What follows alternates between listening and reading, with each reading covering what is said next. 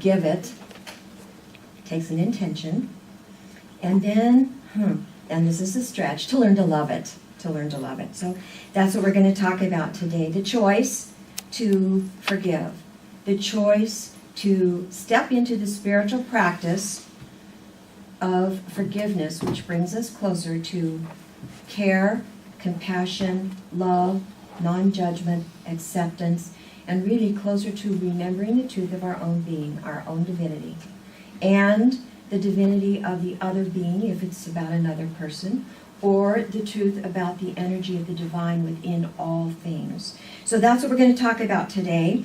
And I love this is Oprah Winfrey's definition of forgiveness. I didn't think about it when I started my talk, but on Oprah Winfrey's website, she's got all of these Soul Sunday people, and I like this definition because I think it speaks to the truth of what forgiveness really is. Forgiveness is giving up the hope that the past could be any different than it is. Think about that. Forgiveness is giving up the hope that the past could be any different than it actually showed up. I think that's powerful. And the invitation here is then when we can move into that energy of forgiveness, then we can actually be peaceful in the present moment. We don't have to be paralyzed by life.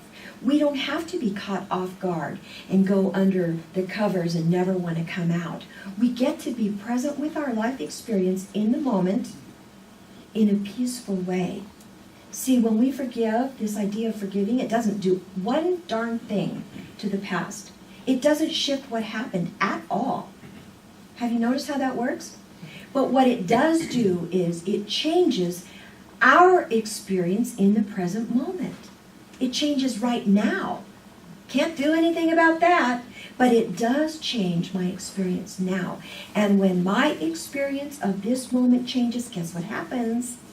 I get to share the energy field of that with everybody I come in contact with. So forgiveness, my own work in forgiveness, guess what? It becomes a benefit to everyone and everything around me. You see how that works?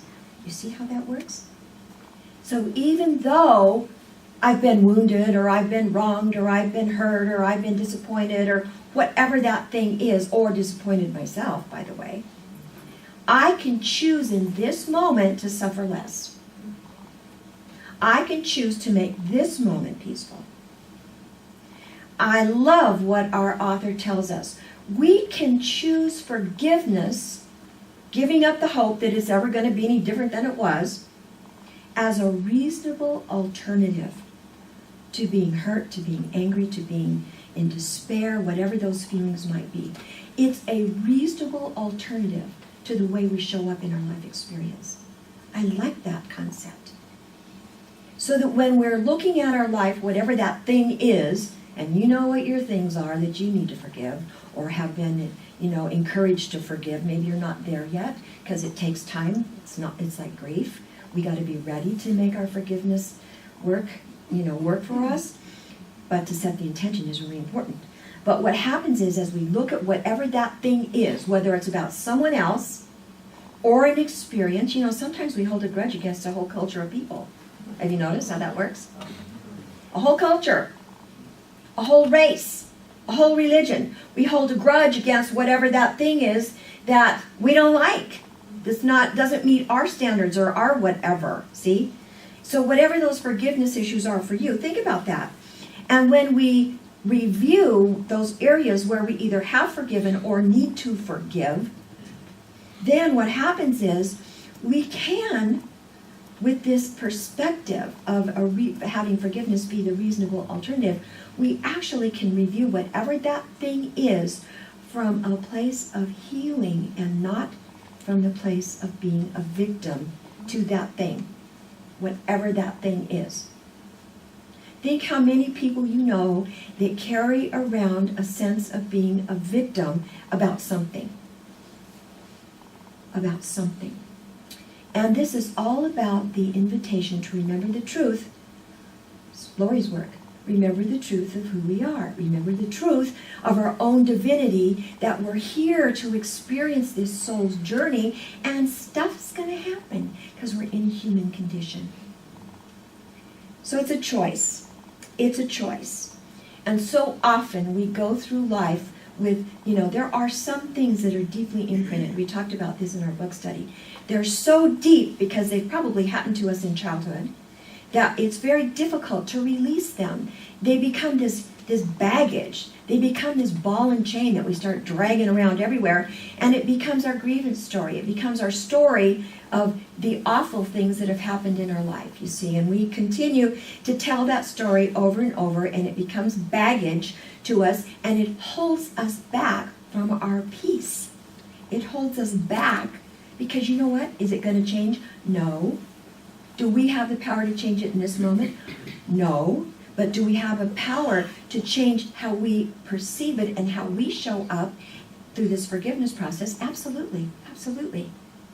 I like the idea that we have a variety of responses that we can come from when we have these experiences show up in our life, or, and I'm going to talk about self-forgiveness in a minute, or places where we need to forgive ourselves. Anybody here ever thought they weren't quite good enough as a mom? Good enough mother? Anybody here feel like they beat themselves up because they kept marrying the same guy over and over and it was a disaster? Anybody here ever make a bad financial investment? Anybody here ever say something that they wanted to take back but it was impossible and it was already out there? Yeah? Anybody here had a behavior that went against the society and the cultural norms of the system that they grew up in and felt judged and felt unworthy and shameful? Yes, these are the things that happen to us, you see. And we get to choose how we respond to all of this stuff. And I like the terminology. We can put forgiveness of others and ourselves on our response menu. So take this word with you. Response menu. Forgiveness equals, an option on my menu of responses. Maybe I don't have to get angry. Maybe I don't have to get mad. Maybe I don't have to move into deep sorrow, depression, head under the covers, whatever that looks like for me. Just let it be an option. Because you see, we have the option to get hurt, to get angry, to get disappointed, to get lots of things, right? To feel unloved, to feel like a victim, and to stay that way, to stay hurt, to stay lonely, to stay angry, to stay feeling like a victim. We have a choice. We can get hurt and stay hurt. That's a choice. Or we can treat it. You see my little friend up here? We can treat it like, the terminology, water off a duck's back. We can allow it, we can be that Teflon.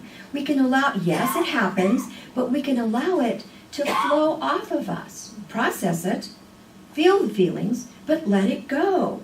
So I'm going to share with you a story. Many of you have heard this story a number of times because you've been in our book studies of Eckhart Tolle's work, but it's a good reminder because the reason I picked this is because I think it's a good metaphor for forgiveness. Eckhart Tolle in The New Earth says, I observe that after two ducks get into a fight, right? That's the issue. Then the fight never lasts too long. They separate and they float off in opposite directions. Then, and this is the important part, each duck will flap its wings vigorously a few times to release the surplus energy that builds up during the fight. After they flap their wings, they float on peacefully as if nothing ever happened. Okay, that's the invitation. He calls it our duck lesson. That's our duck lesson. Flap your wings, which translates into let it go, forgive, and move on in peace. See? But the important key here is you got to flap your wings. You don't just turn your back and float away. You flap your wings to release the energy of the experience, which means you do the work, whatever that looks like. You choose forgiveness as an option. You do the work. You feel those feelings. I'm going to talk about that in a minute.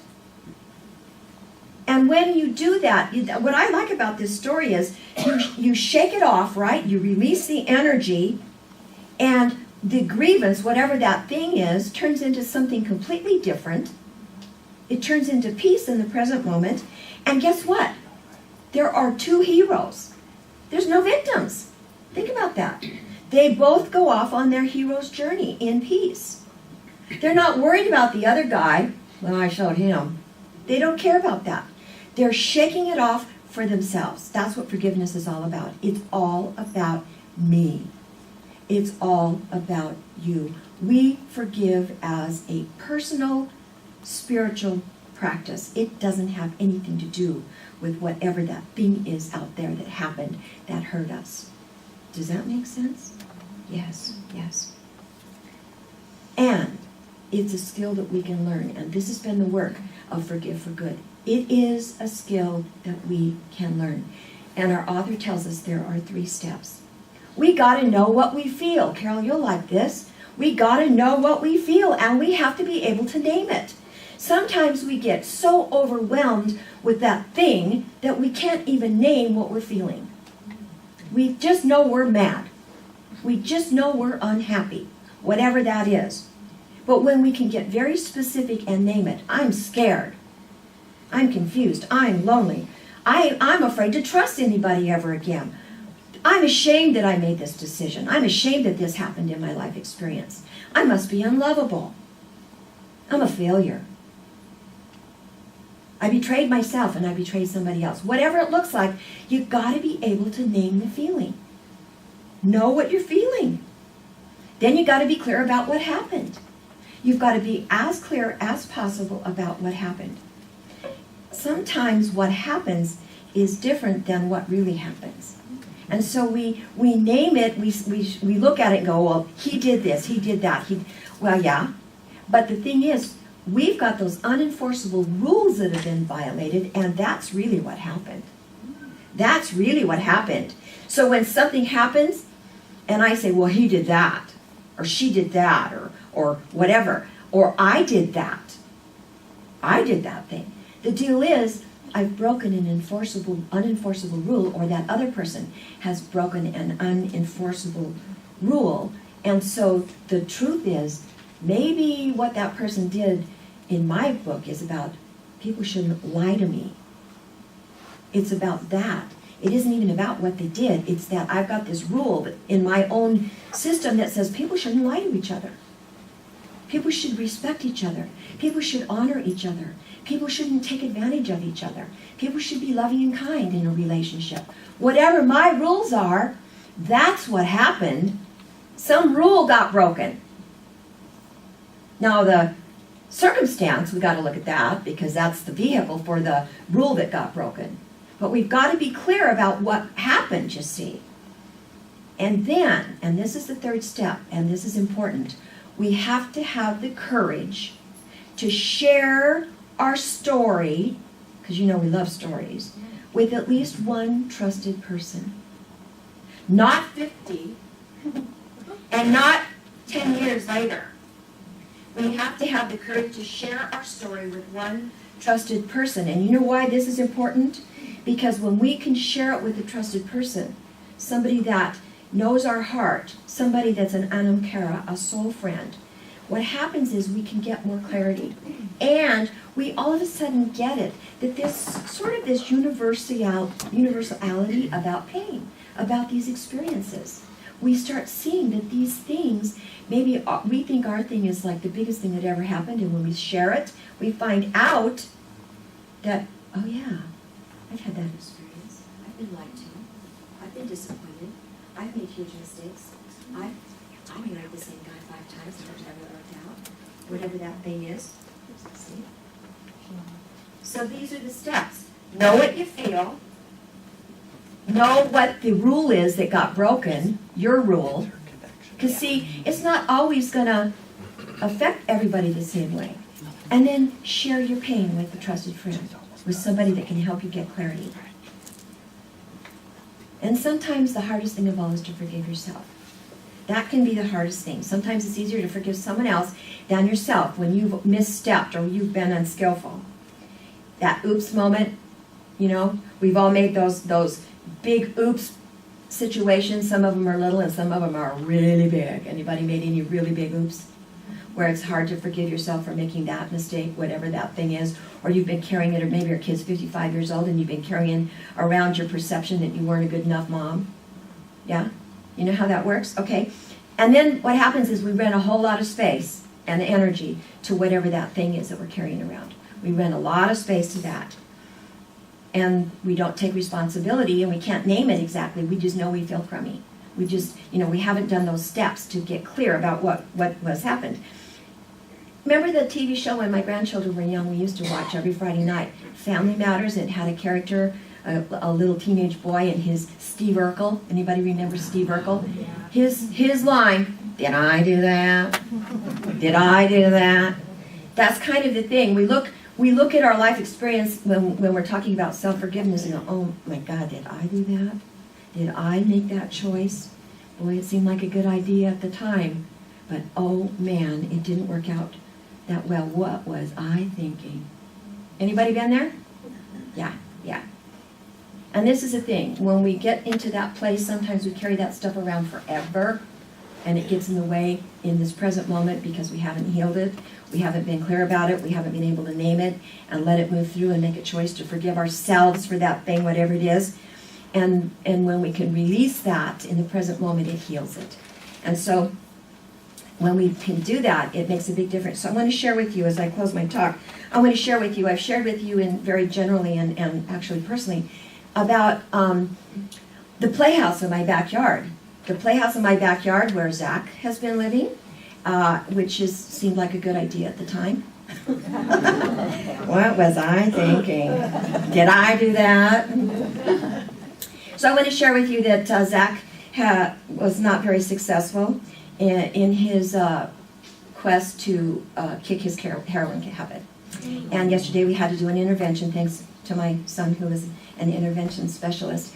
It became necessary for us to vacate the playhouse and to invite Zach to find safe haven in a hotel for 7 days. We paid for that, gave him some money so he could eat. He won't eat. He'll use it for something else. And we had to just let that go and release it.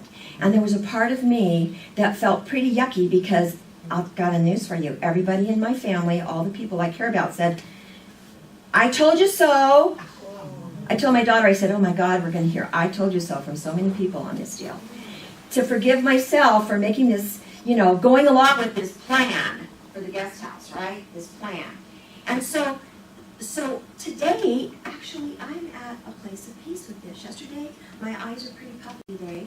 Yesterday, I wasn't doing so well. But I really, in working with this talk, I identified my feelings about this. I identified how I feel about this thing. I chose, now this is the deal. For Zach, there was nothing to forgive. There was nothing to forgive. Zach's an addict. Zach does what Zach does.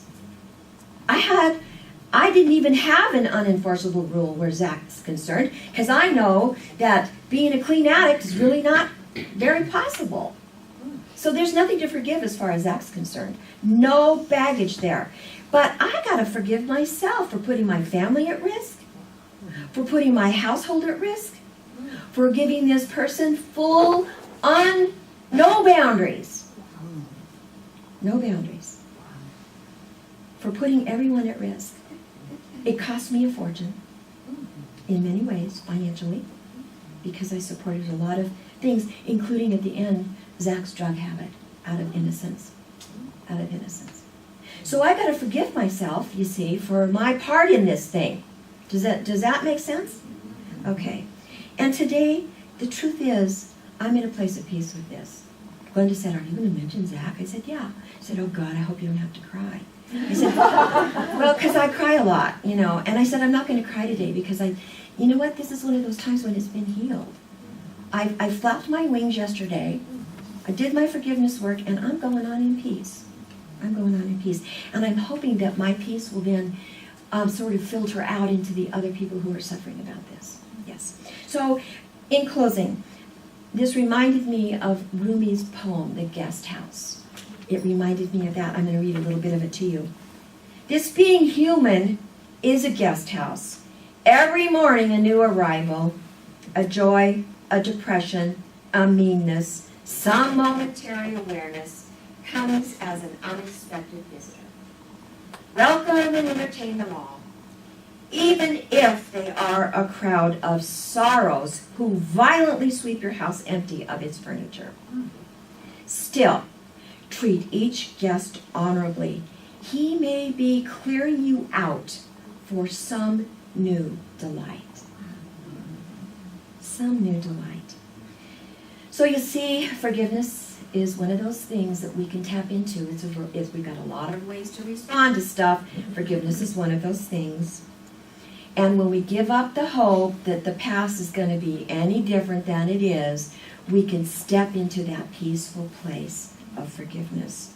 So the idea of to forgive or not to forgive, for me, I choose peace. I choose that quiet, still place within that allows me to be effective in my work and in my life, that comes from a peaceful place without the need to make anybody a bad guy and without feeling like a victim myself.